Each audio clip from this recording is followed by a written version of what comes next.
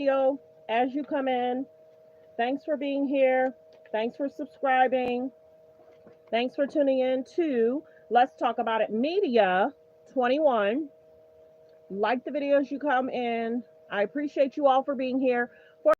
I had some business to take care of, so I had to leave out immediately.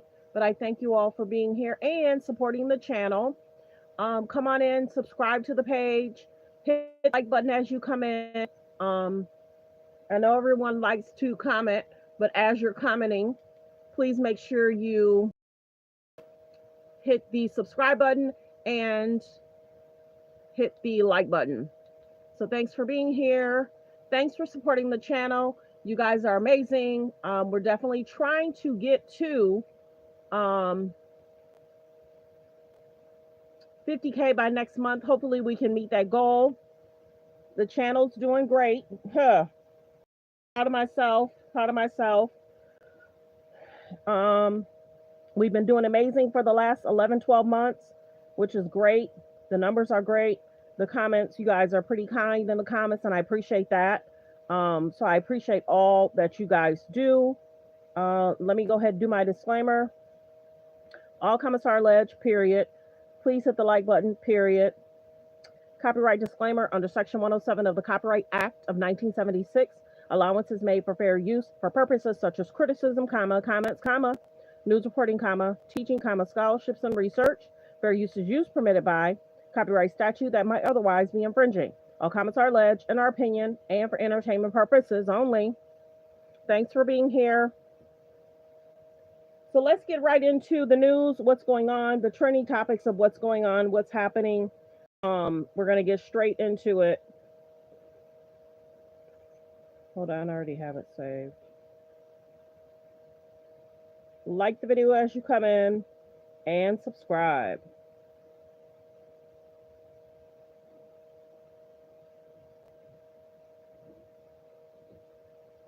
NewsHour Jeff Bennett and former Republican Governor of Ohio John Kasich, both are NBC political contributors. Ryan, I want to start with you in Texas. What's the latest since we spoke just about an hour ago? So big update here, Allie. Just in the last 15 minutes, we watched the Senate Redistricting Committee give their stamp of approval to House Bill 4. We expect them to pass that in the full Senate late tonight, and then it'll head to the governor's desk. Could get a signature as early as tomorrow. One of the most interesting criticisms that we heard from Senate Democrats this morning surrounds this idea of communities of interest, the idea that neighbors should be in the same congressional district. But Democrats were pressing Senate Republicans this morning about the fact that some of these maps cut school districts in half. One of the most interesting examples of this is here in downtown Austin, which under this new map will be drawn into a massive red rural district extending about 3.5 hours east of here across a lot of rural lands. The idea being that it'll put downtown Austin into a red district, but what does the Texas capital area have in common with a rural area 3.5 hours away? Really the only thing that both are controlled by Republicans, but the voters here and the voters there could not be more different. That's the entire idea, though, that Republicans say they are only considering partisan advantage here. I want to take a listen to a little bit of the exchange that we heard in that committee. The underlying goal of this plan is straightforward: improve Republican political performance. We are allowed to draw congressional districts on the basis of political performance as recognized by the U.S. Supreme Court. The smartest irrigation system in the world. Just like the video, fair use, reaction clip. Technology. Hit the like button as you come in. Thanks for tuning in. Supreme Court. So that was in the House yesterday, Allie. That was the author of this redistricting bill. We expect to hear more arguments like that in the Senate tonight. And we're starting. And Dana, meanwhile, in California, where do Democrats' plans stand with their redistricting plan that's basically a counter to Texas? Yeah, well, Allie, they could vote as early as today, and, Republicans are still trying to fight this. Behind us, they're setting up for a press conference, so it's likely we could see them try to implement some sort of tricks like we saw the Dems do in Texas. But unlike Texas, California does not have a quorum break because rules are just simply different here. Now, California Democrats were handed a significant win by the state Supreme Court, which essentially rejected a petition by Republican legislators who tried to halt Governor Gavin Newsom's plan to redistrict California's congressional map. paves the way for voting on the bill that will establish a special election in November, which will ask voters if they support redrawing those maps that would send 5 more Democrats to the U.S. House, offsetting the 5 Republicans Texas plan would add to the House. Now, even former President Barack Obama has lent his support to Governor Gavin Newsom, calling the retaliatory redistricting plan a responsible approach. And so lawmakers have until Friday to reach a 2/3 majority. So we'll see what Republicans say in just a moment, and we'll be reporting back all day. Allie?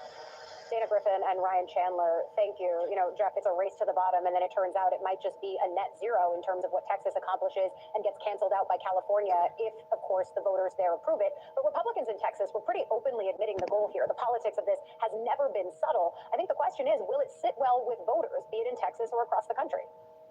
Yeah, it's a great question, Allie, and you're right. I mean, those Republicans in Texas have said these maps are partisan, and the Supreme Court has allowed us to draw partisan maps. You can't draw along racial lines, but you can draw along political lines, and so that's what they're doing.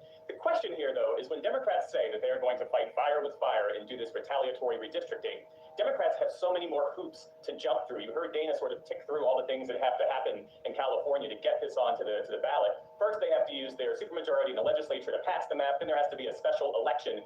And Governor Newsom and Democrats basically have to get the California electorate to give up something that they like. According to the polling, Californians like the independent redistricting commission that was set up. And so now this is going to be a costly battle. Republicans in California, you have the former Governor Arnold Schwarzenegger who helped establish that independent commission. They are all going to fight this.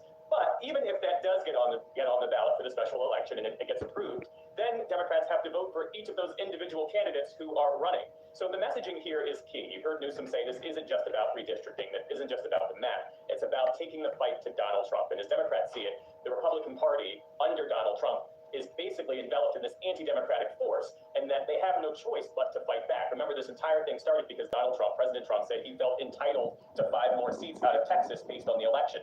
That is baseless. Elections don't come with bonuses. President Trump, no president, is entitled to more additional congressional seats, but he's using the power that he has, and Republicans in Texas are using the power that they have to arrive at that result. I think you just make such a good point about the way that this has to become something that is on the ballot and needs to be messaged by Democrats in California in very simple fashion, because it is a process that could get complex really fast in the minds of voters. But Governor Kasich, Democratic Texas State Representative Nicole Collier joined me last hour to discuss her being held in the Texas chamber for about 3 days, and a moment where she said she had to end a call because she was conducting it in a room Republicans allegedly didn't approve of. Take a listen to part of our conversation. Well, they didn't know. They just said that somebody complained, which was another Republican woman, who said it was a Republican woman who said that I guess they complained to law enforcement, the DPS that was on the floor, that I was on a FaceTime call. But I've seen them do it plenty of times. But this is more intimidation tactics, ways that they try to silence people that disagree with them. I'm not surprised, but I am disappointed. Governor, what do you make of the way Representative Collier has been treated this week? Allie, can things get any worse in politics? The voters just... Well, you know, the answer is this is ridiculous. I mean, it's tit for tat. I've been saying this on so many different issues. You know, you do this to us, we do that to you. And look, I stand with Schwarzenegger, the Terminator. He and I have been friends for a long time, and we both believe this just terrible process of just raw politics is just not good for the country. And at the end of the day, I've been through redistricting. I've been through gerrymandering. I know what it's like. You know, you make a lot of enemies through the process. You don't make many friends, and it's just an ugly process. The only thing that voters know is, I think, when they were in school, they heard that term gerrymandering, and then they showed those little squiggly lines. And that they know a little bit about that, but they don't really care about this, other than the fact that they say, here they go again. You know, this is blatant, raw politics. Now, the one thing that has to be remembered here is, as you go through redistricting, what happens to minority seats? We don't want to see all the minority seats eliminated. And so when you go, whether it's Texas or whether it's California, what is happening with your minority seats? If you are eliminating it, that becomes an additional problem. But Allie, it's just rotten politics is what it is, and raw power. And the best way to resolve it is to have 2 houses of a different party. Let the Republicans have one, the Democrats have another, then they make a deal. Other than that, I'm not surprised to see this happening. It's just getting worse. Look, I've actually heard Democrats say that to me, worried about the kind of precedent that it sets when both parties are racing to the bottom here. But Governor, you also know the environment that Democrats are operating in right now. Not only are they getting pressure from some of the more progressive parts of their base to do more, do something, do anything, even if it ultimately doesn't stop these policies from going into place, but then also they feel they're fighting with one hand behind their back. I mean, at a certain point, can you not blame them for saying, yes, ideally we would like independent commissions, but that's not the world we're operating in right now? Well, I guess you could say a pox on all their houses. And, you know, as Schwarzenegger said, he doesn't like what they're doing in California. He doesn't like what they're doing in Texas. And I join my buddy in saying the same thing. And this is probably going to spread. What I ask you, Ali, at the end of the day, is where does the country go with this? What the voters think about all this? I mean, they just shake their heads. And, you know, this lady's fake. They couldn't cut her off from FaceTiming. But she says, but the Democrats, you know, they got shut off. And the Republicans say, well, it's FaceTiming. What do you think when you're a voter and you hear these kinds of things back and forth? You think you're back in you know, high school again. And so it's just the only way you're going to get to the top is to have character in politics where people just say, look, let's try to, the maps are going to be somewhat political, but let's just try to be fair. But keep your eye on this issue of minority districts. And do they get diluted, particularly in California? It's very important, Ali. Like the video, fair use, reaction clip. Let's continue.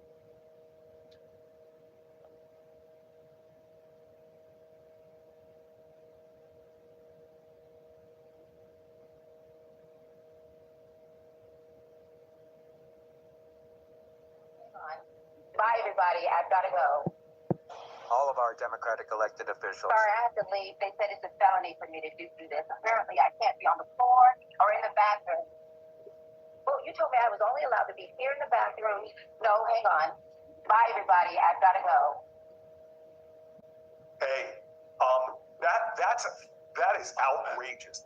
And first of all, let me tell you something. Representative Collier in the bathroom has more dignity than Donald Trump in the Oval Office. Texas Democratic State Rep Nicole Collier joins us now, notably from outside the chamber where we spoke to you just a few days ago. My understanding is that you've been able to leave. Is that right? Yes, yesterday, thank you for having me. Yesterday, the call on the House ended, and so I was able to leave the House floor and get a shower since for over 3 days. Yeah, well, it's good to see you outside of that chamber, being able to do all the normal things that you need to do, including the basic act of taking a shower. But the other thing I want to ask you about is that exchange that we just played before we came to you. Who was off camera there telling you that you needed to hang up, and what happened after you did? Oh, so I was told that my house arrest was limited to the bathroom, and it had a lounge area, and to the floor and the lounge, members lounge where I could eat. And that was the chair of the House administration who said that I was not allowed to be in there on a FaceTime call. I think for a lot of people, including, it looked like Senator Booker, who was shocked that you'd be threatened with a felony for taking a call from the bathroom. What felony or crime were they even saying you were committing? Well, they didn't know. They just said that somebody complained, which was another Republican woman, who said it was a Republican woman who said that I guess they complained to law enforcement, the DPS that was on the floor, that I was on a FaceTime call. But I've seen them do it plenty of times. Plenty of people have taken a call, video and audio capabilities in that lounge area. But because they are on heightened alert, I guess they feel threatened. I don't know what it was, but it was just me. It wasn't me filming anyone else. But this is more intimidation tactics, ways that they try to silence people that disagree with them. I'm not surprised, but I am disappointed. But also, complaints aren't felonies. They're not criminal acts. And so is this the last that you've heard of it? Are there some charges waiting? Again, I don't even know what those charges could be, but I'm wondering if they've told you any more on this. No, I think they just wanted me to stop. So what you do is you throw out the most scary tactic that you can to get somebody to stop doing something that exposes their oppression.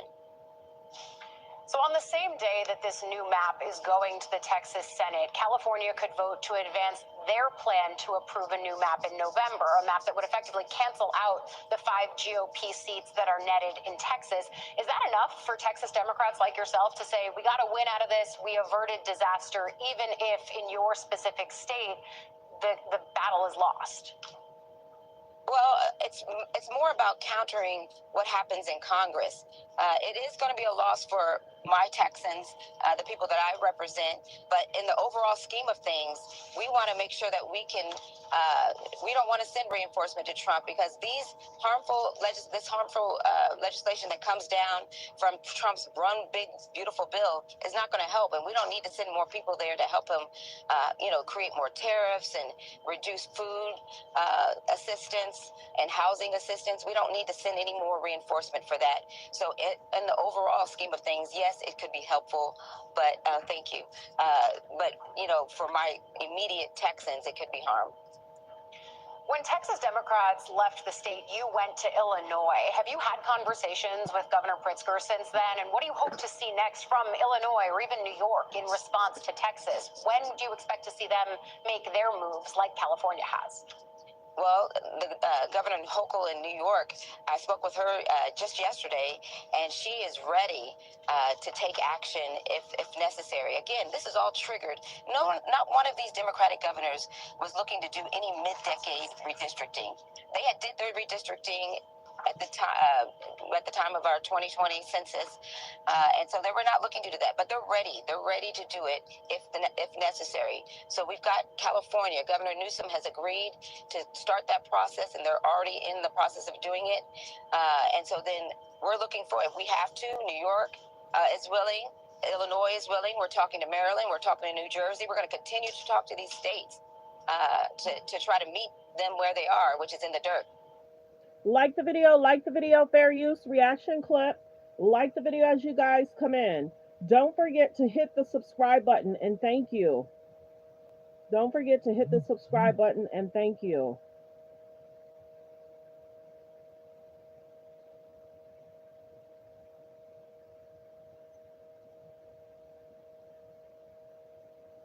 Let's continue. Fair use reaction clip.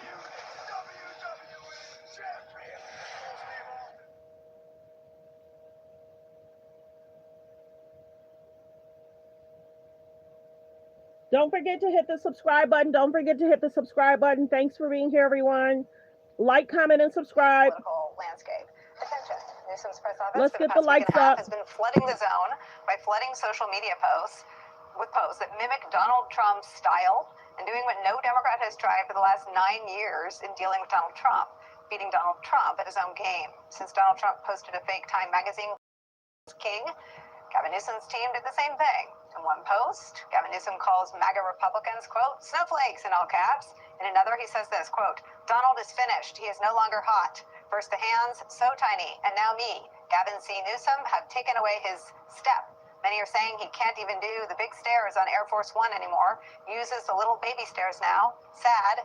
Referring to a picture of Donald Trump inside Vladimir Putin, he just wrote, vaxxed. And Newsom has already captured the visual style of the quintessential Trump post. There's a retweet of buff Gavin Newsom holding an American flag, or maybe the real winner, a portrait of himself surrounded by Kid Rock, Tucker Carlson, and Hulk Hogan. Newsom's social media campaign is clearly getting under the skin of many on the right. I don't know what he's trying to do, but it comes across as childish. And you're the governor of the biggest state in the union. What are you doing? This is a sitting governor. Those are Congress people. And it feels like we're watching a summer camp skit. We're watching slam poetry. We're watching these attention seekers that are just so wrapped up in clickbait, and they are supposed to be governing. Hypocrisy is dying a sad and tragic death right now. Say the anchors from the network that paid $800 million for their lies. Now, if the hypocrisy in all this isn't clear enough, if it doesn't smack you on the side of the head, here's what podcaster and radio host Charlamagne the God had to say about Fox News' reaction there. Have you ever told the 45th and 47th president of the United States of America to stop? Have you ever told the 45th and 47th president of the United States of America that they need to be more serious, to act like it's cool when Trump do it, but it's a problem when Gavin does it? Knock it off. It's good for the goose. You know how that goes. Joining our coverage, Democratic Congressman like the video, and Alex are still here as well. Congressman, what do you think about this double standard from Fox, and what do you think about what Governor Newsom is doing? I freaking love what Governor Newsom is doing, because that's what offense looks like, and we don't see enough Democrats, frankly, doing that. We have to be in more spaces, more places, and always on to voters means always honest. And Donald Trump, for all of his warts and all of his corruption and incompetency, he's always on. And so when he makes a mistake, he is on an hour later, 2 hours later, 3 hours later, and it diminishes how the public views him. If we were always on with our ideas and our values, it will project authenticity and who we really are. And so you're seeing Governor Newsom, I think, most effectively do that. And I also like, Nicole, that he's on offense. You have to either put Donald Trump on his heels, or he's going to put the most vulnerable in our community on theirs. And that's what this move is. And more Democrats, particularly governors, should model this and step up. I agree with you. I have to ask you this, though. Like, how did it take 9 years to decide to simply try, like, mocking him? I mean, South Park figured it out. Gavin Newsom figured it out. But it's still a trickle compared to the fire hose from the other side. It's our strength and our weakness that we, stand on virtue and fight many of these fights with one hand tied behind our back, and often it's the upper hand. And I'm tired of being told, when they go low, we go high. I mean, the way I see it, when they go low, we should bury their ideas below the Capitol. That's the only way we're going to protect the most vulnerable. Governor Newsom gets that, and yes, we can talk about, and there's great points to be made about how long it's taken us, but he's meeting the moment now, and it's just a matter of, do others join him as he does it? Alex, the piece of this that is likely to trigger Trump the most is that it's funny and that it's sticky and that it'll get attention and that even his favorite network anchors at his favorite network are talking about it over on Fox News. Your thoughts? I mean, talk about snowflakes. Talk about owning the libs. I mean, it is amazing that a party founded largely in service of melting the snowflakes is melting so quickly when one person actually lays manages to land one on Trump, and that would be Gavin Newsom. I mean, I will just say for the record, I have never wanted a piece of campaign merch as badly as of the hands on Newsom with Hulk Hogan and Tucker Carlson and Kid Rock. I think he's having a great time doing this, Nicole. And I think, not only is it time to sort of rethink the notion of self-serious liberalism, and I'm not going to malign Democrats for being serious about it because we're talking about very, very grave issues and very, very real consequences for a number of people, right? That's serious stuff. But the message is delivered through a joyful warrior. And I think that's really important. Humor, as you point out, is Trump's kryptonite. Cultural currency is what I think has made the manosphere so popular, so prevalent, so much of a powerful sort of voting bloc, if you will, because it was rooted in culture. And this is going viral and being memeable is part of a necessary strategy to succeed in being rooted in culture. So I think what Newsom is doing is broadly in service of Democratic goals. The other thing I'll say is Trump has rendered so many important concepts meaningless by taking what is really legitimate criticism about his corruption and his authoritarian tendencies and throwing it back at his critics, right? And that's changed the way Democrats can even describe what's happening to us as a country. This is an opportunity for Democrats to take back one of Trump's biggest and maybe only selling points, which is his unvarnished real talk.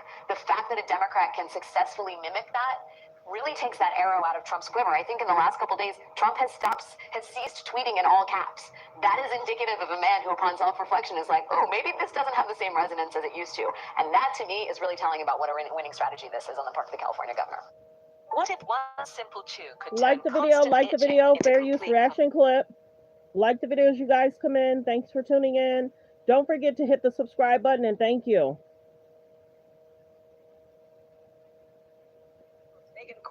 She's also served as the social media director for New Jersey Governor Phil Murphy's office. Also with us, Democratic strategist and MSNBC political analyst Basil Smikle, staff writer for The Atlantic and author of its newsletter Galaxy Brain, Charlie Wartzel, and Politico's senior national politics correspondent Adam Wren. Everybody, thank you for joining us. All right, Basil, I'm going to begin with you on this. What do you think? You're right. It's provocative. It's ostentatious, and it meets the moment. I think if you're looking for something for him to do that is intellectually stimulating, that's great.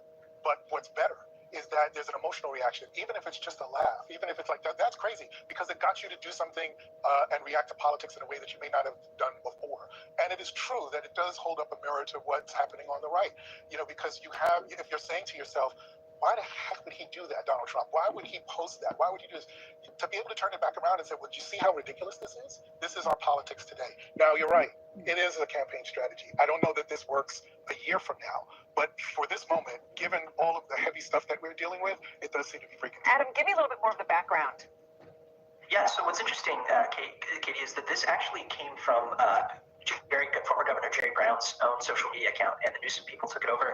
And Newsom has been studying MAGA media, whether it's reading Breitbart or watching One American News for years now, and really sort of reverse engineered the AI slop that goes to the top of the X algorithm. This is Elon Musk's social media company, and the For You tab essentially prizes this kind of AI slop, these memes that we're seeing. And Newsom figured that out, and he's got a team of about 4 or 5 people who work on this for him. He sort of leads the effort, and they've seen a massive, inundation of followers, about 30 to 50,000 new followers a day since August 1st. And what's interesting is he actually can't take this account with him. So if he runs for president in 2028, he loses it on January 4th of 2027. And so it's fascinating to kind of see him really game the algorithm, figure out how to talk to both Republicans and Democrats in a way no other 2028 Democrat has. Megan, you got a lot of attention for Phil Murphy's social media feed. The Times did a profile on you a few years back. What do you who has been in charge of this very arena before? I think that Governor Newsom is absolutely showing us all a masterclass right now in how government social media should be functioning. It's funny, it's quick, it's culturally relevant, it's cutting through the noise, and it's landing. And it's sort of a win-win because it's energizing Democrats while really frustrating Republicans, not sure how to react to someone meeting them where they are and copying their playbook. And Democrats really aren't used to someone standing up, calling Republicans out constantly and landing punch after punch after punch without flinching. And that's exactly what Governor Newsom's doing right now, and that's why it's just so exciting to see. So, Charlie, he's gaining followers, obviously. We're seeing, as Adam pointed out, just a daily count of followers that's going up and up. It's obviously getting a lot of attention. It's on this show. I'm talking about it on Fox. It's everywhere, at least today. How is it playing online, though? Beyond the extra follower count, what's the reaction online? I think it's really just cheap attention, right? I feel like this isn't really... There is the strategy here, which is to, should sort of parrot back this and make the people on Fox News look ridiculous and essentially get attention. But, in terms of like a political strategy, it feels kind of thin, right? It feels very, again, Trump's whole social media presence, his whole presidency, his whole self is very, ego-driven, egocentric, kind of, ridiculous. And this is just kind of aping that, right? This is done by somebody who clearly very much wants to be president. He very much wants the attention, and it has this kind of, cathartic bit to it. But a lot of people that I have seen online are also like, this is very, look at me, right? This isn't organizing. This isn't, really putting forth a message. This is just kind of, pointing and criticizing, and that's fine. But I think when you compare it to, another person whose social media strategy has been really in the conversation lately is Zohran Mamdani in New York in the mayoral race. And that social media strategy is different. It situates him in the city among the people he's trying to govern. And I think there's a real comparison here. I think it's kind of thin, honestly. I think that's something to talk about. I think you're right about that, because Donald Trump, I'm sure we were arguing about how thin this was back in 2015, 2016, or how ridiculous or how absurd or how unelectable or childish he seemed. But it was all also a part of who Donald Trump is. It was authentically him. He is this person that you see online. He is self-obsessed. He does talk very brashly. He is offensive, fly by his seat, reactionary. Gavin Newsom is not Donald Trump. I mean, Gavin Newsom would probably say and happily say he is not Donald Trump. Zohran Mamdani is being his authentic self online, which is working for him. So is there a risk here? Gavin Newsom, it's funny, it's trolling. Well, it's not a long-term strategy. I think, to your point, you used the term, I think, is culturally relevant. Yeah. It is in this moment, but it's not a long-term strategy to get your message out. I mean, I think it's just a moment where, in the midst of everything that we're dealing with, he's breaking through because we're talking about it. And that's important now. Now, can that be sustained? No I don't know. Press is bad press? Yes. And I mean, if the point is, at his point, it's look at me. Well, that is a lot of what politics is. It's look at me. Give me that moment, and then let me take you from here to there. So how do you transition, Megan? Because, I mean, as Adam pointed out, he can't carry over this account. He's going to have to start again if he has a campaign, launches his campaign next year. Yeah, you typically don't. You transition over to the next governor. The followers transition over, the content gets wiped. I think that Governor Newsom has built up his brand enough that losing this account won't be a huge setback. Since his name is getting out there, I imagine that this is translating over to his personal political account that he gets to keep with him. It's not like he's going to lose everything when he no longer has this account. Yeah, but how do you use the strategy that he's employing of this, making fun of Donald Trump, the trolling of Donald Trump, and also anybody who tries to come after him? He's been trolling Fox News, Dana Perino, he's been trolling Kid Rock. I mean, anybody who tries to come after him, he posts back just in the same way that Donald Trump does. How do you take that and say, this is satire. This is me trying to show you how ridiculous this is. But now listen to me be serious. Now listen to my policy. Yeah, there's absolutely a way for him to do that. I think we saw this last week when he held his press conference on redistricting. He's moving forward with it. He's not all talk and not following it up with any action. And I'm sure that they'll continue to balance that. And it helps draw people in. So he's doing all of these crazy, ridiculous, fun things people in, and then they're going to see more of the serious from him. He's a very accomplished governor, so people are going to be seeing a lot more of that in their feeds. So the people that are maybe seeing it, Adam, are they going to be beyond the Democrats? Is it going to be the folks the Democrats need? The Times had a great takeout today showing that voter registration for Democrats, and Basil, I'll get you on this, is plummeting. I mean, they're just hemorrhaging voters every single year. New registration for new voters, they're not coming out as Democratic. They're not ticking the Democratic box. So is this reaching those folks? Yeah, what's interesting is I talked to a New Hampshire Democrat, Jim Deemers, whose job it is with Stand Up New Hampshire to sort of bring some of these 2028 candidates to this early primary state. And he told me that in the context of redistricting, Newsom is really breaking through to Democratic primary voters there. They see him as a counterweight to Donald Trump. They see him as a Democrat who is fighting Trump. And this account, I think, is of a piece with that. It's framing him as someone who is taking Trump head on. Two people in the arena, the White House. Like the video. There's about 94 in the building. If I can get all 94 people to hit that subscribe button, and thank you. Continue to hit the like. Let's get the likes up to 50. Thanks for tuning in to Let's Talk About It Media 21. It's officially responding to it with their own memes. And so I think it's breaking through beyond just people who are super online. And real early state primary voters are hearing of what Newsom's doing around redistricting. They like it, and the X account sort of dovetails with that in a way that does break through. No, I think that's right. And look, there were two things that I heard earlier in my career that I apply at this moment, and that question about where Democrats are in registration. One, that every movement becomes an institution. And two, this is from my former Congressmember Charlie Rangel, who said that Harlem is not just a place, it's a state of mind. And I think that's where we are with the Democrats today. Number one, I think voters want someone to fight for them. It's not just it's not a brand in the way that it used to be, but they want to find something to be a part of and to connect to. And I think Gavin Newsom is doing a little bit. It used to be the Democrats were the cool set, for a long time. No, seriously, when you were a celebrity, you wanted to be a Democrat. Obama certainly made it cool. But even during the Bush years, there was a certain cachet you got with being a Democrat. But it seems to have been lost entirely over the past 5-10 years. But voters want somebody to fight for them, number one, and that's critical. But the movement to institution part is also critical, because I got involved because I saw Jesse Jackson fighting, saying that the party doesn't represent people like him, and for people that look like me. And at some point, some of those folks got comfortable. And I think people saw that. They saw the party transition, and maybe the younger voter felt that there were too many people who felt too complacent to really fight for them. And that's an important thing that, as a party leader, you're going to have to contend with. All right. Everyone, besides Adam, you're sticking around. Adam, thank you so much for joining us at the top of the show today. I appreciate it. Good afternoon. Good afternoon. We have an eye on what's happening in Texas, and a bit of a fact check for all the people who said concerns about democracy or authoritarianism in last year's campaign against Donald Trump were overblown.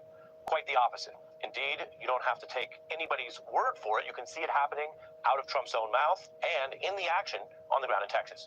You can also look to the vocal backlash to what many people view as an effort out in the open, starting far earlier than some of Trump's last efforts when he was in the first term, which were closer to the election. Now, we are a long ways away from the midterms, let alone another presidential, and yet it's happening and earlier. And people are against it because democracy remains pretty popular. From town hall protests to Vice President Vance and Defense Secretary Hegseth, now getting an earful today in Washington.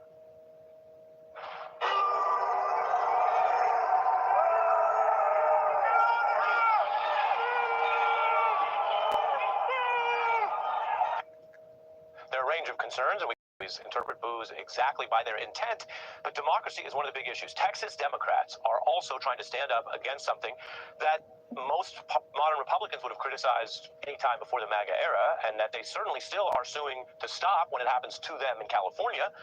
But this is what Republicans are doing. A blatant power grab in an off-year, unusual time to carry out what Trump demanded, to change the rules in the middle of the game to try to get more. They are worried about losing a free and fair election in these upcoming midterms. So California Democrats are saying it's time, or past time, to fight fire with fire. If Republicans are able to strong-arm these tactics in Texas, California Dems, led by Governor Newsom, say they will cancel it right out, using their powers in real time. Good afternoon. More long-winded speeches about precedent and declining republic. They are going to do what they say they need to do to blunt what looks like a very abusive, precedent-breaking effort to redraw and kind of basically steal some of these districts in Texas. So that's one way to go at this. Trump, meanwhile, has been very blunt. He thinks that what he's doing is working, He's been censoring and attacking free speech. He's been threatening. We know all that. Don't forget to get the likes up, you guys. Please double tap the screen. There's about 115 in the building. If you're watching from a phone, press 1. If you're watching from a phone or a tablet, press 1. Please double tap the screen to get the likes up, and thank you. And can I also get 115 people to hit that subscribe button? Let's get the likes up, you guys, so we can continue with the show. Double tap the screen, please. Hit the thumbs up above the video, below the video. Thank you. Thank you. He's got a Justice Department that's going after some of his political opponents, and he's made false claims that are blatant. He's going after mail-in voting, and then he's been doing an old Trump style of laundering and raising things and then saying, oh, he's only joking. Russia, if you're listening, and then his aides say it was a joke. That was the very first campaign. We're way past all of that, and so joking, or maybe not, about canceling elections in wartime as he meets with a wartime leader. We're toying with the idea of an illegal, unconstitutional third term, something that the Supreme Court and courts have never allowed, so he wouldn't even usually be able to get on the ballot, and yet, amidst these other campaigns I'm telling you about, he continues to muse about doing something that is flatly banned under our Constitution. This company is going viral. Let's get the likes up, you guys. I still need more likes. Let's get the likes up. Thank you. Please double tap that screen to get the likes up. Most of the people that are watching from a phone or a tablet. Please get the likes up. Double tap the screen. Thank you. Thank you. Double tap the screen to get the likes up. Thank you. Super chats are welcome as well. And there's also memberships over there.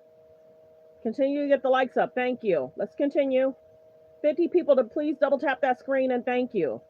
Double tap, double tap. So you mean if we happen to be in a war with somebody, no more elections? Oh, I wonder what the fake Nazi said. We got a long time to go. We have a long time. You know, we have almost 4 years to go.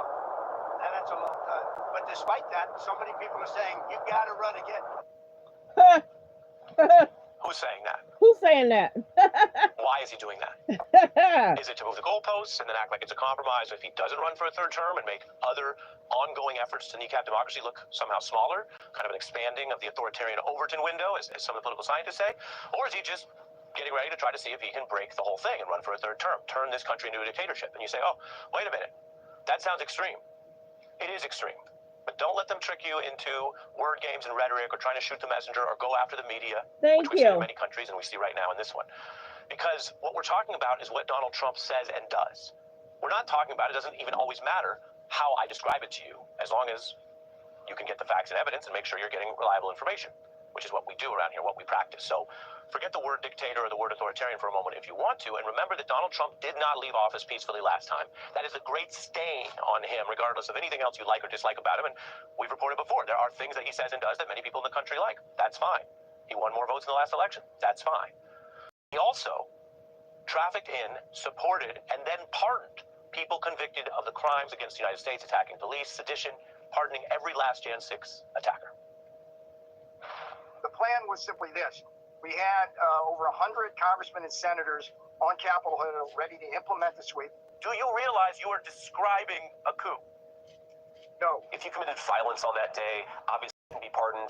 JD Vance, welcome to your new life. Yesterday, Donald Trump commuted the sentences of and pardoned everyone, from the most violent criminals who participated in the insurrection to those convicted of lesser offenses. There has been no greater embrace in the modern era of people who attacked police and tried to overthrow democracy than those pardons. Pardons so extreme that now they've happened and people got used to it. That's part of being alive. People can get used to a lot of things, but so extreme that JD Vance, then Vice President-elect, was saying in public, well, obviously not all of the people who attacked. Yes, all of them.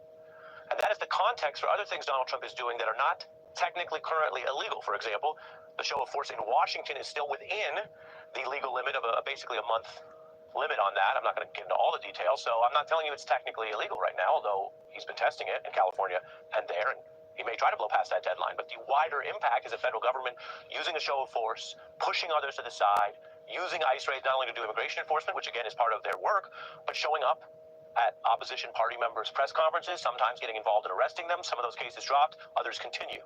The show of force is linked to the attacks on democracy, and now Republican governors say they want in. Remember, there's not a bunch of riots right now in the country. This is not historically a time where you'd have National Guard troops. And while the numbers you see are relatively small, we're showing you Republicans doing this, again, as kind of a little step, because who really wants to debate 135 personnel? The point is to get it started, just as Trump started in California and D.C., and now we're seeing Republican governors test this. If you don't think that this is a risk for being abused around election time, you haven't been paying attention. Meanwhile, the people being patrolled are concerned.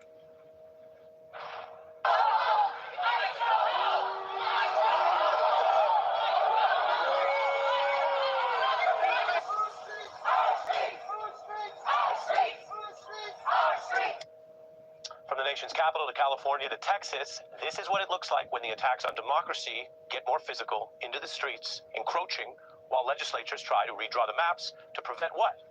A free and fair midterm election that might dislodge one aspect of a Republican agenda right now, that from Trump to the anti-healthcare bill that came out of Washington to the ongoing secrecy over Epstein, an agenda that remains very unpopular around the nation. It's all just stress testing, right? And it leaks out not just from this White House, but at the state level. So from the White House, you have sending in military troops into Los Angeles, waiting to see what courts say, because if the courts say that's allowed, they will continue to do that in other cities. You see them stripping funding from Washington, D.C., and then federalizing the police and seeing how long they can do it, and running the possibility of extending the 30-day deadline. And then what do you see happening in Texas? Locking members of the legislature in a building or forcing them to sign permission slips. All of the authoritarian urges of this administration are leaking out. So whether it's legal or illegal, it is definitely against the spirit of democracy that everyone, except people in this White House, have lived with for our entire lives. Molly?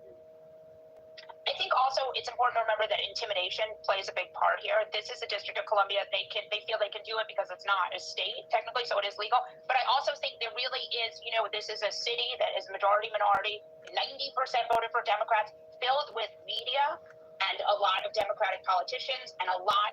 Thanks for being here, everyone. Press 3 if you're new and where you're watching from.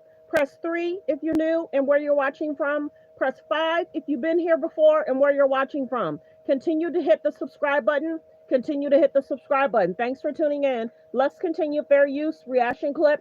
Don't the like button. It's free to hit the like. Good afternoon. Good afternoon. Of judiciary. So these are groups that they really want to keep in line and intimidate. So I think that's a real thing too. Also, I want to add these checkpoints that they have, where they use, it's technically legal to do checkpoints for sobriety and for car accidents, but checkpoints just because somebody is annoying you or someone doesn't want them to, that is very much out of the mainstream.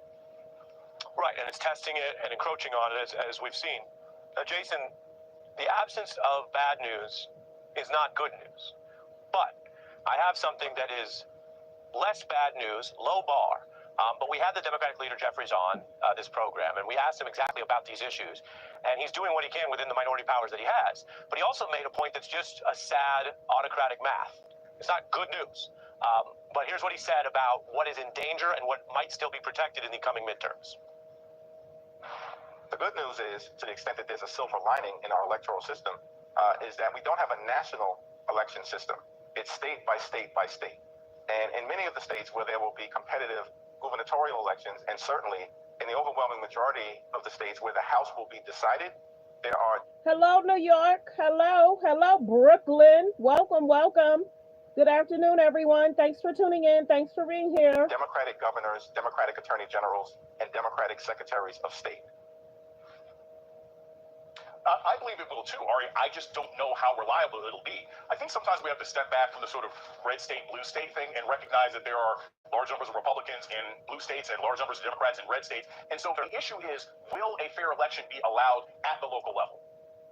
Like the video as y'all come in. Like the video as you come in. Continue to hit the like button. Thank you for being here, everyone. And tonight, the Texas House approved new congressional maps that'll likely give Republicans 5 new seats in the midterm elections. The state Senate will take it up tomorrow, and Governor Greg Abbott could sign it as early as this Friday. It is a major win for President Donald Trump, who pushed Abbott to call the special session for this very reason. Texas Democrats returned to vote 2 weeks after they fled the state to protest the redistricting plan. Listen to what Vice Chair of the House Democratic Caucus said after it passed. We knew as members of the minority party that we were not going to be able to kill this map indefinitely. But what we did know is that we had to get the story out. The battle isn't over. We have to take this to the courts, and I feel very confident that these maps will be found unconstitutional. These are the most racist, gerrymandered maps Texas has passed since the 1960s and the passage of the Voting Rights Act. This is a blatant power grab, and everybody should be paying attention, and really, the Republican Party of Texas should be ashamed of themselves. Now, in response to Texas, California Governor Gavin Newsom is taking a page out of the Republican playbook and moving forward with a redistricting plan of his own. Democrats in the state have quickly pushed through legislation that would ask voters to amend the state constitution and allow them to set aside the current map if another state, like Texas, changes theirs. California's independent redistricting panel would resume drawing lines after the 2030 census, and now President Obama is weighing in and backing the approach, telling a fundraiser that while partisan gerrymandering is not his preference, quote, we cannot unilaterally allow one of the two major parties to rig the game. And California is one of the states that has the capacity to offset a large state like Texas. And with that, let's bring in our nightcap. Laura Barron-Lopez, MSNBC White House correspondent, is here. Alan Smith, political reporter for NBC. Tim O'Brien, Bloomberg Opinion senior executive editor and Trump biographer. And Basil Smykel, Democratic strategist and former executive director of the New York State Democratic Party. He's now an MSNBC political analyst in Columbia University. Professor, so good to see all of you. Laura, let me start with you. President Trump pushed Texas to do this, as I mentioned, and he's reportedly looking at other states to do the exact same thing. Can you do me a favor, explain how significant this is for President Trump, for the White House? How big of a victory are they declaring tonight? Well, this is incredibly something that the president made very clear that he wanted, and Texas Governor Greg Abbott and the Republicans in that state decided that they were going to deliver it for him. And this is all about the 2026 midterms, and that the president understands that come midterms, you typically can sometimes become somewhat of a lame duck. You may lose one of the chambers, be it the House or the Senate in Congress, and this is an attempt to try to avoid that. So House is incredibly happy with this result right now, and they're of course going to be looking towards other states that could potentially do it, especially as they see Democrats responding and not taking this lying down, because what it means for 2026. Democrats have been incredibly hopeful that they could flip, especially the House, where the margins are so thin in Congress. And if that House were to flip to Democratic control come 2026, then President Trump would be faced with investigations. He would be faced with stalling to his agenda and would essentially be a lame duck president. Basil, President Obama has weighed in, as I mentioned, saying that this is the right thing, it's a responsible thing for Democrats to do, to pursue a redistricting plan of their own. Gavin Newsom, actually notably had this big event the other day where the ICE agents showed up outside in Little Tokyo in downtown LA. Is this politically the right option for them right now? For Democrats, listen, Democrats didn't start this fight, but they need to end it. They need to be able to step up and fight fire with fire. That's what the grassroots wants to see. But the reality is, this is one of the many tools that Democrats should have to be able to push back against Donald Trump. He is manipulating this from his perch at the White House. He's also talked about leading a campaign to end or amend mail-in votes. This is all about manipulation. By the way, with Vladimir Putin encouraging to do so. Absolutely right. This is a manipulation of our electoral process, a manipulation of the votes, a stripping away of everything that the Voting Rights Act was intended to do. And better believe there is going to be substantial money behind this. So this is the right move for Democrats at the right time. They cannot take their foot off the gas. Gavin Newsom has taken some big swings. Not only, Alan, is he out front on this redistricting fight, but he's doing some incredible and pretty entertaining trolling of Republicans on social media right now. What have you made of Newsom adopting this strategy, this approach? Well, this has given him a great lane to get to the very forefront of the 2028 conversation. California often is not at the center of our national political discourse. This is a rare opportunity for Gavin Newsom to kind of take center stage. To my chagrin, by the way, as a native Californian. Of course. And Newsom has spent months trying. Like the video, continue to hit the thumbs up button to double tap the screen. Don't forget to subscribe. If all 55 people subscribe, that'll be a great day. Thank you. Make overtures to the right, I would say, right? He's like Charlie Kirk on his podcast, Steve Bannon. He made those trips to South Carolina to very Republican areas. He had that debate, a year or two ago with Ron DeSantis on Fox News. Now he's taking, I would say, what he's learned in those experiences and trying to use, some of Trump's own strategies against Republicans. Tim, can I read you a couple of these examples? Because we were all going through these earlier, and there's a lot of them. Last week, Newsom posted, people are saying they are the greatest maps ever created, even better than Christopher Columbus. Donald, the failure Trump be warned, tomorrow may be the worst day of your life, all because you missed the deadline. Liberation Day for America, ! And this one was last night. He said, Fox hates that I am America's most favorite governor. Quote, ratings king, saving America while Trump can't even conquer the big stairs on Air Force One anymore, ! Trump has lost a step. Well, this kind of, what do you think about all this? Thank you for your attention to this matter. Yeah, thank you for your attention to this matter. Is this going to piss Donald Trump off? It's going to irk Donald Trump. It's clearly irking the people around him. The problem with all of this is it is great short-term jousting, but it demeans and it debases our politics ultimately. I think it's funny. I'm glad to see the tables being turned on social, using social in the ways you need to do in trench warfare. politically. And so many of these Fox News personalities and other right-wing media personalities are I mean, who's the snowflake now? I mean, I think that's sort of what this Newsom thing, the tables have turned. Right, but where ultimately does that get us beyond the fact that Gavin Newsom's on a velociraptor with the flag behind him, bare-chested? I think it's funny to see them push right back and pick up some of that momentum.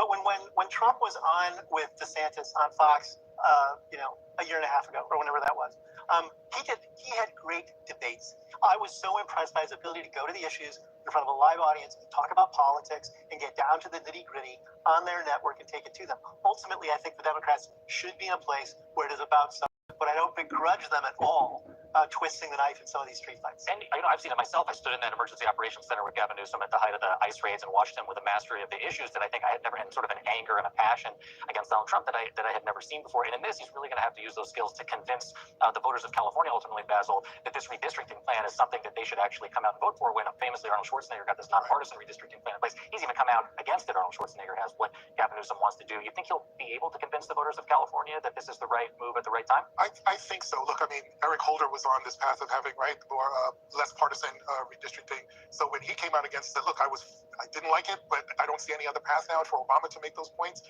I think is huge. To be honest, I would like to see more Obama out there, because if anyone can make the case for Democrats as to why this, why now, it's going to be him, and not leave the individual governors out there to kind of fend for themselves in this regard. But that brings me to another point, which is in the past, what we've seen are, for example, attorneys general coming together to push back against Trump legally.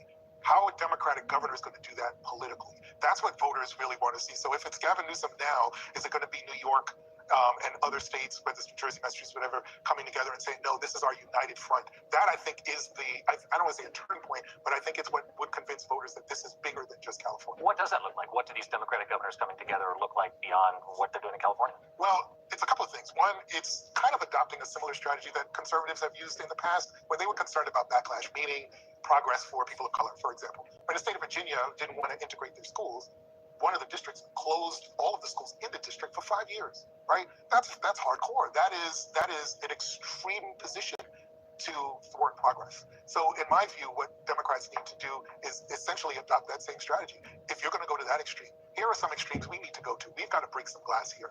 We've got to take it to the courts. We've got to engage in this redistricting if it comes to that.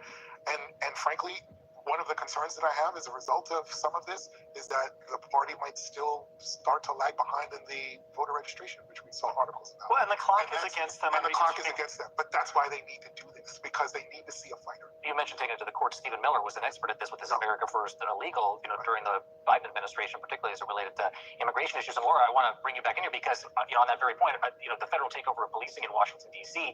Has been on the minds of so many people. And today, J.D. Vance and Pete Hegseth and Stephen Miller himself went out to visit the National Guard troops at Union Station. Let's listen to a little bit of what Stephen Miller said, I believe, at a Shake Shack. Watch this. There are homeless encampments that have made it impossible for families to use public parks. Residents of this city who are shot in street violence every single year for too long. 99% of this city has been terrorized by 1% of the city. The voices that you hear out there, those crazy communists, they have no roots. They have no connections to the city. They have no families they are raising in the city. They have no one that they are sending to school in the city. They have no jobs in the city. They have no connections to this community at all. Aside from the fact that the man there railing about what he believes should happen to families is the man who was the architect of the family separation policy and deliberately ripped 5,500 children apart from their parents in what a Republican-appointed judge called one of the most shameful chapters in American history. In Washington, D.C., the Washington Post is saying 69% of residents in the district strongly disapprove, strongly of the federal takeover there. Laura, what Trump is doing is about more than his base in Washington, D.C. Does this translate across the country as well? You look at those men and women, Stephen Miller, they look pained, in my estimation, to be there. Yes, and also, Jacob, we saw that in recent months, the president's favorability on immigration wasn't necessarily as strong as it used to be. It has started to slip a bit when it comes to an issue that for so long has been the issue that he has dominated on, that he has really made at the core of his multiple campaigns. And so will this translate to other states and to his voters across the country? I'm a little bit skeptical about that, only because the president is also threatening, and Stephen Miller has as well, and J.D. Vance, the vice president, did today as well, that this could be something. They could use D.C. as a model to then expand into other cities, into other states. Now, they may refrain from expanding that into Republican-led states because those Republican governors may not like that. But the more that they attempt to expand this and test the powers of the presidency, which is something that Stephen Miller has long said that he wanted to do, they're operating under this unitary theory of the executive. That's something that we could start to see even his base and people who previously supported him maybe back off on that.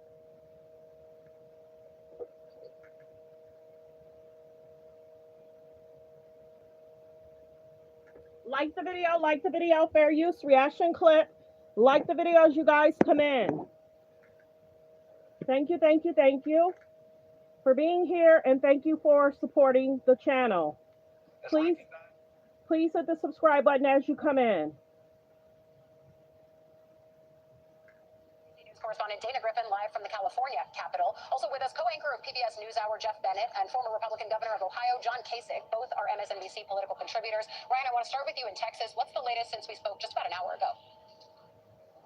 So big update here, Ali. Just in the last 15 minutes, we watched the Senate Redistricting Committee give their stamp of approval to House Bill 4. We expect them to pass that in the full Senate late tonight, and then it'll head to the governor's desk. Could get a signature as early as tomorrow. One of the most interesting criticisms that we heard from Senate Democrats this morning surrounds this idea of communities of interest, the idea that neighbors should be in the same congressional district. But Democrats were pressing Senate Republicans this morning about the fact that some of these maps cut school districts in half. One of the most interesting examples of this is here in downtown Austin, which under this new map will be drawn into a massive red rural district extending about 3.5 hours east of here across a lot of rural lands. The idea being that it'll put downtown Austin into a red district, but what does the Texas capital area have in common with a rural area 3.5 hours away? Really, the only thing that both are controlled by Republicans, but the voters here and the voters there could not be more different. That's the entire idea, though, that Republicans say they are only considering partisan advantage here. I want to take a listen to a little bit of the exchange that we heard in that committee. The underlying goal of this plan is straightforward: improve Republican political performance. We are allowed to draw congressional districts on the basis of political performance as recognized by the U.S. Supreme Court. So that was in the House yesterday, Ali. That was the author of this redistricting bill. We expect to hear more arguments like that in the Senate tonight. And Dana, meanwhile, in California, where do Democrats' plans stand with their redistricting plan that's basically a counter to Texas? Yeah, well, Ali, they could vote as early as today, and, Republicans are still trying to fight this. Behind us, they're setting up for a press conference, so it's likely we could see them try to implement some sort of tricks like we saw the Dems do in Texas. But unlike Texas, California does not have a quorum break because rules are just simply different here. Now, California Democrats were handed a significant win by the state Supreme Court, which essentially rejected a petition by Republican legislators who tried to halt Governor Gavin Newsom's plan to redistrict California's congressional map. So this paves the way for voting on the bill that will establish a special election in November, which will ask voters if they support redrawing those maps that would send 5 more Democrats to the offsetting the 5 Republicans Texas's plan would add to the House. Now, even former President Barack Obama has lent his support to Governor Gavin Newsom, calling the retaliatory redistricting plan a responsible approach. And so lawmakers have until Friday to reach a 2/3 majority. So we'll see what Republicans say in just a moment, and we'll be reporting back all day. Ali? Dana Griffin and Ryan Chandler, thank you. Jeff, it's a race to the bottom, and then it turns out it might just be 0 in terms of what Texas accomplishes and gets canceled out by California if, of course, the voters there approve it. But Republicans in Texas were pretty openly admitting the goal here. The politics of this has never been subtle. I think the question is, will it sit well with voters, be it in Texas or across the country? Yeah, it's a great question, Ellie, and you're right. I mean, those Republicans in Texas have said these maps are partisan, and the Supreme Court has allowed us to draw partisan maps. You can't draw along racial lines, but you can draw along political lines, and so that's what they're doing. The question here, though, is when Democrats say that they're going to fight fire with fire and do this retaliatory redistricting, Democrats have so many more hoops to jump through. You heard Dana sort of tick through all the things that have to happen in California to get this on to the ballot. First, they have to use their supermajority in the legislature to pass the map. Then there has to be a special election. And Governor Newsom and Democrats basically have to get the California electorate to give up something that they like. according to the polling, Californians like the independent redistricting commission that was set up. And so now this is going to be a costly battle. Republicans in California, you have the former Governor Arnold Schwarzenegger, who helped establish that independent commission. They are all going to fight this. But even if that does get on the ballot for the special election and it gets approved, then Democrats have to vote for each of those individual candidates who are running. So the messaging here is key. You heard Newsom say this isn't just about redistricting. It isn't just about the map. It's about taking the fight to Donald Trump. And as Democrats see it, the Republican Party under Donald Trump is basically enveloped in this anti-democratic force, and that they have no choice but to fight back. Remember, this entire thing started because President Trump said he felt entitled to 5 more seats out of Texas based on the election. That is baseless. Elections don't come with bonuses. President Trump, no president, is entitled to more additional congressional seats, but he's using the power that he has, and Republicans in Texas are using the power that they have to arrive at that result. I think you just make such a good point about the way that this has to become something that is on the ballot and needs to be messaged by Democrats in California in very simple fashion, because it is a process that could get complex. Good afternoon. Good afternoon. If I get all 65 people to hit the subscribe button, and thank you. Let's get the likes up. To hit the like button is free. Thank you for tuning in. It's really fast in the minds of voters. But Governor Kasich, Democratic Texas State Representative Nicole Collier joined me last hour to discuss her being held in the Texas chamber for about 3 days at a moment where she said she had to end a call because she was conducting it in a room Republicans allegedly didn't approve of. Take a listen to part of our conversation. Well, they didn't know. They just said that somebody complained, which was another Republican woman, who said it was a Republican woman who said that I guess they complained to law enforcement, the DPS that was on the floor, that I was on a FaceTime call. But I've seen them do it plenty of times. But this is more intimidation tactics, ways that they try to silence people that disagree with them. I'm not surprised, but I am disappointed. Governor, what do you make of the way Representative Collier has been treated this week? Allie, can things get any worse in politics? The voters just, well, the answer is this is ridiculous. I mean, it's tit for tat. I've been saying this on so many different issues. You do this to us, we do that to you. And look, I stand with Schwarzenegger, the Terminator. He and I have been friends for a long time, and we both believe this just terrible process of just raw politics is just not good for the country. And at the end of the day, I've been through redistricting. I've been through gerrymandering. I know what it's like. You make a lot of enemies through the process. You don't make many friends, and it's just an ugly process. The only thing that voters know is, I think, when they were in school, they heard that term gerrymandering, and then they showed those little squiggly lines, and they know a little bit about that, but they don't really care about this, other than the fact that they say, here they go again. They're just this is blatant raw politics. Now, the one thing that has to be remembered here is, districting, what happens to minority seats? We don't want to see all the minority seats eliminated. And so when you go through redistricting, whether it's Texas or whether it's California, what is happening with your minority seats? If you are eliminating it, that becomes an additional problem. But Allie, it's just rotten politics is what it is, and raw power. And the best way to resolve it is to have 2 houses of a different party. Let the Republicans have one, the Democrats have another, then they make it. Than that, I'm not surprised to see this happening. It's just getting worse. Look, I've actually heard Democrats say that to me. They're worried about the kind of precedent that it sets when both parties are racing to the bottom here. But Governor, you also know the environment that Democrats are operating in right now. Not only are they getting pressure from some of the more progressive parts of their base to do more, do something, do anything, even if it ultimately doesn't stop these policies from going into place, but then also they feel they're fighting with one hand behind their back. I mean, at a certain point, can you not blame them for saying, yes, ideally we would like independent commissions, but that's not the world we're operating in right now? Well, I guess you could say a pox on all their houses. And, as Schwarzenegger said, he doesn't like what they're doing in California. He doesn't like what they're doing in Texas. And I join my buddy in saying the same thing. And this is probably going to spread. What I ask you, Allie, at the end of the day is, where does the country go with this? What do voters think about all this? I mean, they just shake their heads. And, this lady's fake. They couldn't cut her off from FaceTiming. But she says, but the Democrats, they got shut off. And the Republicans say, well, it's FaceTiming. What do you think when you're a voter and you hear these kinds of things back and forth? You think you're back in high school again. And so it's just the only way you're going to get to the top is to have character in politics where people just say, look, the maps are going to be somewhat political, but let's just try to be fair. But keep your eye on this issue of minority districts. And do they get diluted, particularly in California? It's very important, Allie. Like the video. Let's go to trending topics, hot topics, and what's going on in the news. Like the video as you guys come in. Thanks for being here. Thanks for supporting the channel. Like the video as you guys come in. Like the video as you guys come in. Let's see. United States is adding 1,000 in new millionaires a day. Wow.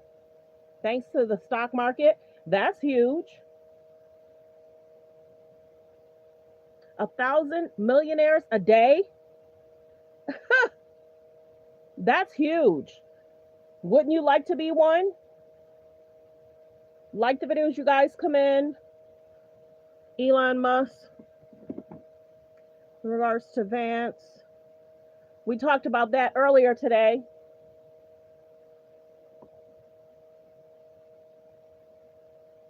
Yeah, Elon Musk is eyeing JD Vance for 2028. How do you guys feel about JD Vance, and how do you feel about Newsom, Gavin Newsom? Serena Williams is talking about her weight loss. I've been doing, and I've been really open about me being on GLP-1s, and I thought it was really important just to come out and say. Make sure you consult with your doctor. This is not medical advice. What I've been doing, and I've been really open about me being on GLP-1s, and I thought it was really important just to come out and say it. So I'm on a GLP-1 through Ro.co, and for me, it was really just about taking away that stigma of like, is it a lazy way? Is it a shortcut? Like, why would you do that? And so for me, like after having my first kid with Olympia, and then, you know, in particular after having the second kid, I was never able to be at a healthy weight that I could be at, whether it was my joints or blood sugar levels. It was just always something that I suffered with. And a lot of women actually go through this. And I always said that I feel like, for me personally, I feel like, you know what, after I had my kids, after I got a tad bit older, like my body was actually missing something. No matter what I did, I literally was playing professional. And you can even see, like, sometimes I had this really awesome documentary a few years ago, and you can see in the documentary, my coach is telling me, you have to lose weight, you have to lose weight. I'm playing professional tennis, I'm literally training 5 hours a day, and I would always work my way to one point at the scale, and it would never go below that. And so for me, eventually. So as you get older, is your metabolism changing? A lot of people say that. No, that's not for me. Don't sign me up. But then, you know, I looked at it as a sport, you know, like as an opponent, okay? Like I can't beat this opponent. No matter what I do, I have to try something different. Tried something different. It didn't work. And so eventually I just, you know, I saw my friends using it. I saw a lot of people on it, and I tried it, and it actually worked. Well, so that's not recommended. It's up to you what you want to do. Oh, this is Rihanna. She's gotten big. Rihanna walking out, saying goodbye. A$AP Rocky's behind her. That's a really good brace. A lot of women, I've seen them use that to just kind of support your stomach.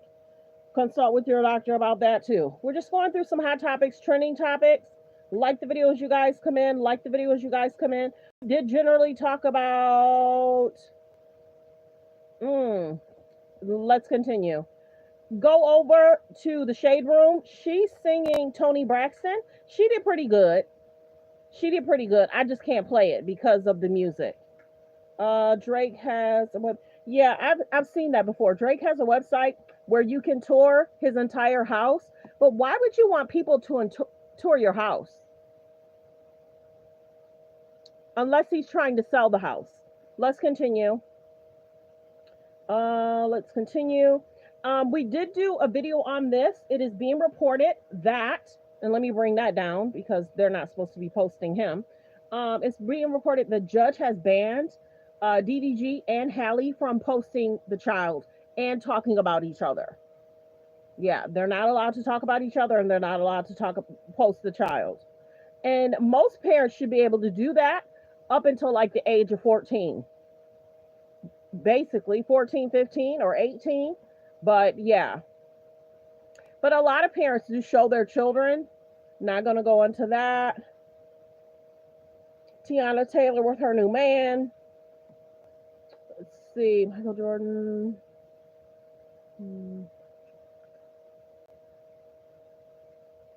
I can't confirm or deny if that's true.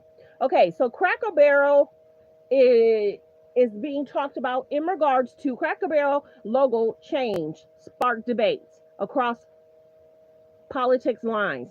What do you think about the new Cracker Barrel sign? Let me know in the comments. What do you think about the new Cracker Barrel sign? Like, don't like? And it looks like Donald Trump has responded. And then he's basically saying, what's wrong with Crackle Barrel? Y'all let me know what y'all think about the new logo. Is there anything else I wanted to talk about? They're saying this is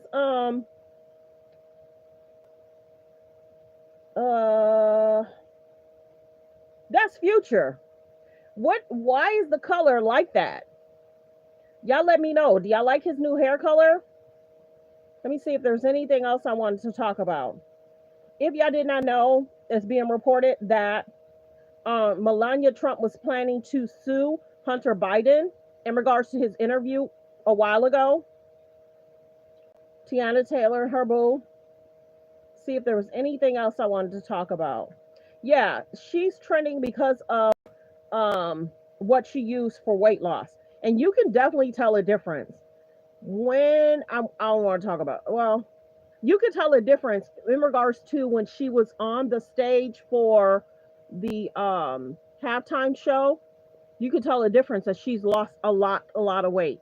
Now, will she go back into full-time tennis, or will she just, be a family woman? So I'm wondering if she plans to go back into tennis full-time. Like the video. I'm not going to play the clip. This is the one young lady that went viral for working a shift, basically, allegedly by herself. She's crying out because allegedly they're saying she lost her job. They're saying she lost her job. Yep, they're saying she was fired. And she's a very emotional. I don't want to play it because it might trigger some people. Is there anything else? A lot of people are talking about Crackle Barrel, the changes. Let me know what you think about the changes. And this is the weight loss that's shown in regards to Serena Williams.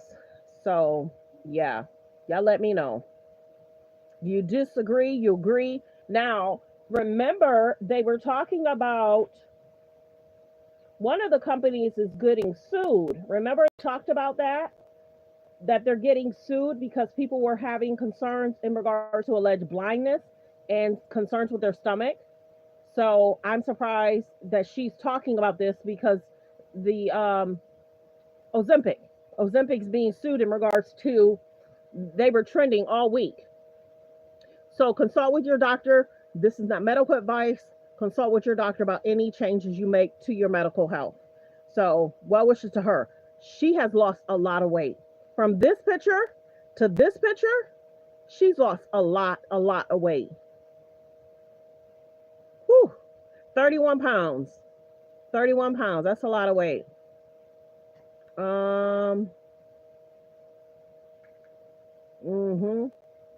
So a lot of people are talking about the logo then and now. Okay. And that's, yeah, like I said, she's trending a lot in regards to her weight loss journey. Because if you did not know, she showed these pictures, I want to say like a month or two ago, and now she's finally doing an interview about her weight loss. So let me know in the comments. So that's the show, everyone. I went live twice today. A lot of times we'll talk politics, trending topics, hot topics. I thank everyone for being here. Don't forget to subscribe for the replay game. We're definitely trying to hit 50K by next month. So please subscribe as you guys come in. I thank everyone for being here, supporting the channel. Copyright disclaimer, under Section 107 of the Copyright Act of 1976, allowance is made for fair use for purposes such as criticism, comments, news reporting, teaching, scholarships and research. Fair use is used, permitted by copyright statute that might otherwise be infringing. All comments are alleged in our opinion and for entertainment purposes only. Thanks for being here. Focus on healthy, safe relationships. Be around people that's loving, kind, and respectful. Everyone have a great day. Goodbye. Don't forget to hit the subscribe button as you're going out. Thank you for tuning in. Thanks for tuning in to Let's Talk About It Media 21. Don't forget to subscribe and continue to hit the like button. Thank you.